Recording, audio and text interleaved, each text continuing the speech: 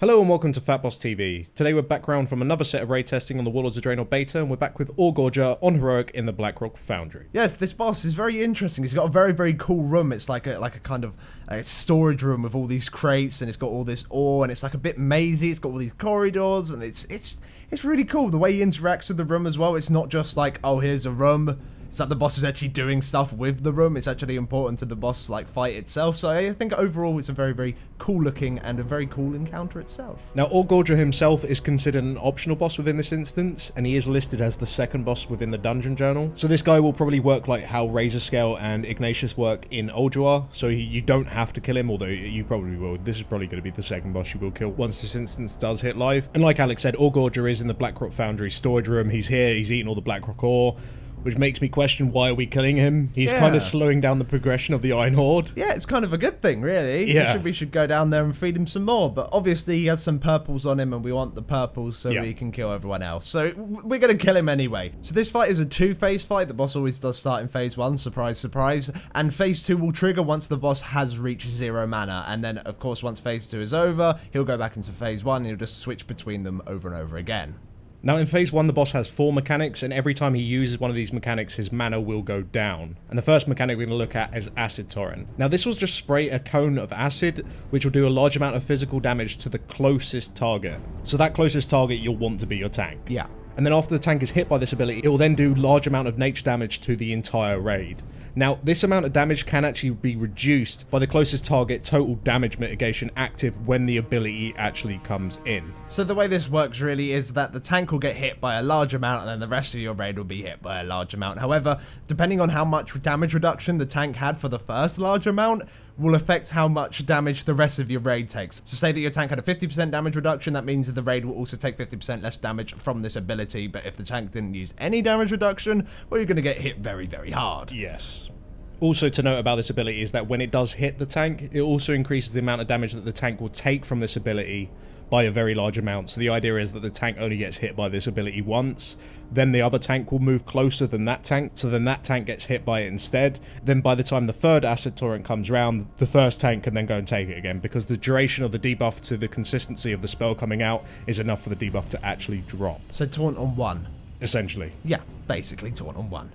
So apart from Acid Torrent, you've also got to deal with Wretched Blackrock. What this will do is make the boss like regurgitate a big pool of horribleness on the ground, and you've got to move out of it because there's a large amount of AoE taking damage. This always seems to go on ranged targets unless there's too many people in melee, so there does seem to be some sort of magic range number, as there normally is. It's normally about a third of the raid that needs to stand out, but we had all range standing out just to be sure. And all you have to do, it'll land on the ground, you got to move out of it, but it does last for a very long time, normally throughout the whole of phase 1 and the majority of phase 2 as well, but it will start despawning once you go back into phase 1 as well.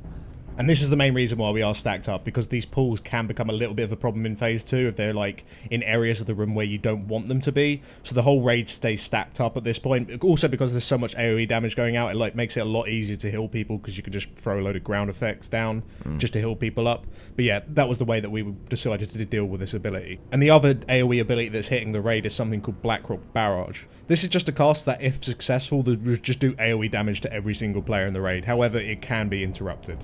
Yeah, so what you need to do is just make sure you, surprise, surprise, interrupt the spell. There is, like, the boss does gain 3 stacks of something, and basically he'll cast 3 of those in a row. It's just very quickly. However, those 3 casts in a row can be interrupted by his other abilities, such as the Acid Torrent or the Wretched Blackrock. So you do have to make sure that you are looking at, you're looking at what he's casting, because you could try and interrupt an Acid Torrent when you're supposed to get the second one, and the second one will go through. And to be honest, you don't want these going through because it's using up the boss's mana. So you got to make sure that you interrupt all of these as much as you can, just set people to interrupt it. It does seem to come in fairly frequently, so people with long interrupt cooldowns can't actually catch every single one, so maybe have like 4 or 5 people assigned like to try and interrupt it. But it's not too difficult. Interrupt boss, not the most amazing mechanic in the world. And the last mechanic that's in play in this particular phase is something called Explosive Shard. This will launch a little shard towards a group of players, almost always melee. When it does land on them, it will do like a little bit of physical damage, and then about a second or two later, it will then stun them all, and then start doing even more physical damage over about a 4-second period. Now, this mechanic really sucks because the shard itself is minuscule. Yeah, the problem with the shard as well, not only is it tiny, it's brown, and so is the Yeah, it colour looks of like the the floor, ground. and the boss, and the walls. and everything, It's like, yeah. I can't see the shard. But that's definitely something that they do need to take into account. Of course, if this is beta, I can imagine they'll tie it up, make it They need pink to make the and shard a lot bigger, a lot more bigger, obvious or something. sparkly, got Yeah. like giant fireworks coming out. I don't know how they want to do it, but they've got to make it so you can actually fucking see the thing. Yeah. But yeah, it will keep landing on melee, and you just got to try and move out. Yeah, of if you're it. quick enough, you can move out of it. You only take the initial impact damage. You don't take the stun or any of the ticking damage afterwards. So yeah, you just need to move out of it as quick as you possibly can. So like we said earlier in the video, once the boss does hit 0% mana, he will then move into phase 2. Now, as soon as phase 2 begins, crates will spawn in the room, and inside these crates will be Blackrock ore. If the boss consumes this Blackrock ore, he'll get 10% of his mana back per ore, so he needs to get 10 ore for him to go back into phase 1, and that's what you want to do. You want to get him back into phase 1 as soon as you possibly can. And the reason for this is that he's constantly rolling around the room, and if you do get hit by one of these rolls, not only do you get knocked down, but you also take a ginormous amount of physical damage, which is very, very close to one-shotting you. And he also does AoE damage once he eventually stops the roll and smashes into the wall. Another thing that he does during this phase as well is constantly put a stacking buff on himself that increases the amount of damage he does when he does smash into the wall. And because he is smashing into this wall and it does raid-wide damage, it's not a certain AoE around him, it will hit everyone in the raid. You could be anywhere and it would still hit you. So it does get quite problematic, especially if you haven't got a healer nearby, because really what you're doing in this phase is that you all like kind of go out in loads of separate groups, try and destroy as many of these crates as possible so the ore spawns. And if you haven't got a healer nearby, or you just get hit by one of his roll things and then he slams into the wall, it just gets so messy. It's so messy. So you have to be very organized, make sure you're near healers all the time, and try and avoid these rolls. So as Alex just described just there, the rolling does seem very, very messy and it almost seems completely random. However, it's not entirely random. So the boss will always roll in the corridors, and there are certain wave paths that he will take when he does do these rolls. And with these certain wave paths that he does take, there's also certain collision points. He doesn't just collide with any parts of the wall, there's always set locations within the room where he will actually collide. And we worked it out being roughly 5, maybe 6 sites, because there's 2 that's really, really close together, and you could almost say that maybe they're the same one. I'm not actually too sure.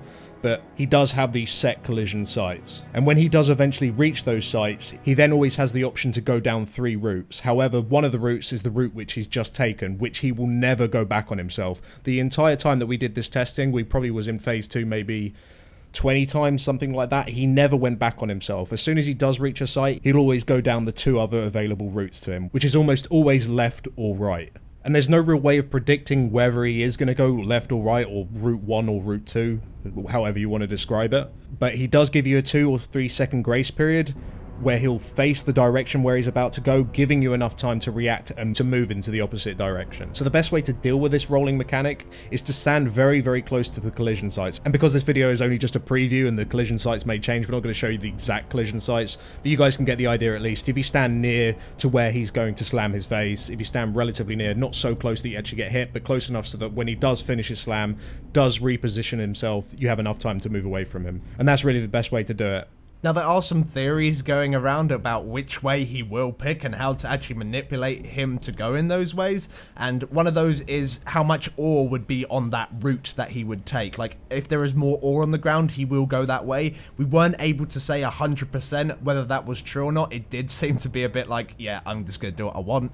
So yeah, we kind of started to get a bit superstitious almost. Yeah, it was kind of like, he went left that time. Did you get he went left again? Well, he's obviously always going, oh, he went right. Okay, never mind. Yeah. It was hard to tell exactly where he was going to go, but that might be a way of doing it. Unfortunately, we didn't test it enough to 100% ascertain that that was true or not. So the best way of dealing with it, when he slams into it, just go back into the path in which he just came. Very simple. The main point is that you can completely avoid the roll mechanic. Yes. So it doesn't really matter for heroic or normal. It shouldn't really be an expectation that he goes the right way, otherwise you're going to wipe. At least it wasn't on beta. It didn't really matter which way he went.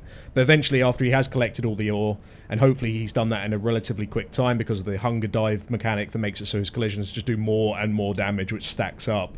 That's the reason why you want to get out this phase as soon as you possibly can. You will eventually go back into phase 1, and then the fight repeats. And once he has cycled through phase 1 and 2 twice, he seems to go into a bit of a pseudo-enrage mechanic. We didn't actually have any footage to share with you guys of how this works, unfortunately. But it appears it works very similar to how Fist Smash works on Einquan in TOT, you know, where the boss will just slam his shit on the ground and start doing AoE damage to the raid. However, this is almost constant, and he just seems to go up and up and up, and he'll just do more and more damage. So the idea is that you kill the boss at the very end of that second phase 2, or very, very shortly afterwards, otherwise the boss is going to kill you. That's pretty much the fight, really. It's a pretty goddamn cool fight. It's very chaotic upon first look. It's like, a very chaotic approach, and it's great because there's individual player skill required in phase 2. It isn't just how much DPS have you got, how much healing have you got. You actually need to be aware of your surroundings and react to your surroundings and react to where the boss has actually stood. I think that's a really great mechanic for players to sort of be tested with. So really, really nice boss. I really like the way that they have done that phase 2, and hopefully we'll see more bosses like this. But thank you very much for watching, guys. If you did enjoy the video, please do drop us a like. And if you would like to see more bosses on the Warlords of Draenor Beta, then please do click up on the annotations you see on your screen now, including the little button that will take you to our Warlords of Draenor Survival Guide, which is just a playlist. But it's a survival guide anyway. It's a cool name. Yeah.